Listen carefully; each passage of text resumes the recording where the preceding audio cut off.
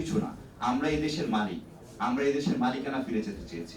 মালিকানাটা কিভাবে পাবো? আমাদের ভোটের মাধ্যমে, কারণ বাংলাদেশ একটি গণতান্ত্রিক দেশ।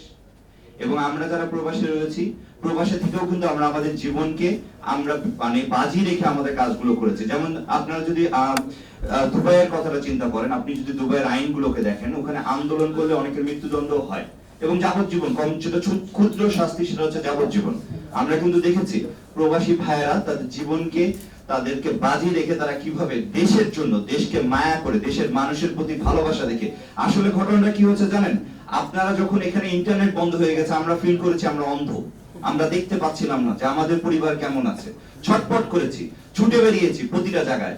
প্রমাণ হচ্ছে আমাদের যুক্তরাষ্ট্রে একটি নিয়ম রয়েছে, যদি 15 জন কংগ্রেসম্যান বা সিনেটর একটি চিঠি তাদের পররাষ্ট্র মন্ত্রীকে পাঠায়, তাকে অবশ্যই অ্যাকশন নিতে হবে, যেটি হয়েছিল 22 আগস্ট।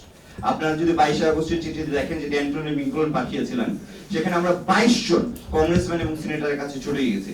পার্শ্ববর্তী একটি দেশের প্রচুর বাধা ছিল এই চিঠিতে স্বাক্ষর না করানোর জন্য, কিন্তু আমরা বসে থাকিনি। আমরা প্রত্যেকটি সিনেটরের কাছে গিয়েছি, প্রত্যেকটি কংগ্রেসম্যানের কাছে গিয়েছি, যাতে চিঠি লেখা হয়। 22 আগস্টের চিঠিটি আসে, প্রকাশিত হয় জনসম্মুখে।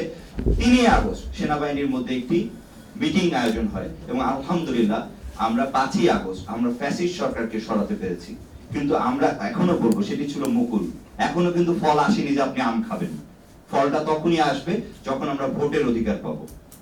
আপনারা যারা গণতন্ত্রের কাজ করছেন, আমরা কিন্তু আমাদের আন্দোলন এখনো থেমে যায়নি। আমি প্রিয় রিপন ভাইকে পরশুদিন পাঠিয়েছিলাম যে আমরা জাতিসংঘে যেখানে কাজ করছিল মেক্সিকো এবং কেনিয়াকে নিয়ে, সেখানে আমি আমাদের সফটওয়্যারের মধ্যে এআই দিয়ে ইউজ করে কিভাবে বন্যার 7 দিন আগে থেকে আমরা একটি তথ্য পেতে পারি যে কি পরিমাণ ক্ষতি হতে পারে, বন্যাটা কিভাবে কোন দিকে যেতে পারে, সেটা যেন এআই দিয়ে তাৎক্ষণিক ভিজুয়ালাইজ করা যায়। এবং এই সফটওয়্যারটা আমি রিপন ভাইকে অলরেডি দেখিয়েছি। বাংলাদেশে কিন্তু বন্যা দিয়েও বিপদ আসতে পারে, অর্থাৎ আমরা যেরকম প্রতিটি বিপদ দেখছি, আপনারা যারা সাংবাদিক ভাইরা আছেন তাদের কাছে আমার অনুরোধ, আপনারা কিন্তু দেশের চোখ, আমরা যেটা দেখতে পাই না। আমাদের জনগণরা কিন্তু দেশকে অনেক ভালোবাসে। আপনি পৃথিবীর যেখানেই যাবেন, আপনি দেখবেন বাঙালিরা কিন্তু একত্রিত হয়ে কাজ করছে। কিন্তু বাংলাদেশে কেন আমরা এই বিভক্তি দেখছি? বাংলাদেশে আমি আশা করি আমাদের প্রত্যেকটি ভাই, প্রত্যেকটি বোন, আমরা এক হয়ে একত্রিত হয়ে বাংলাদেশকে একটি সোনালী সুন্দর দেশ হিসেবে গড়ে তুলবো।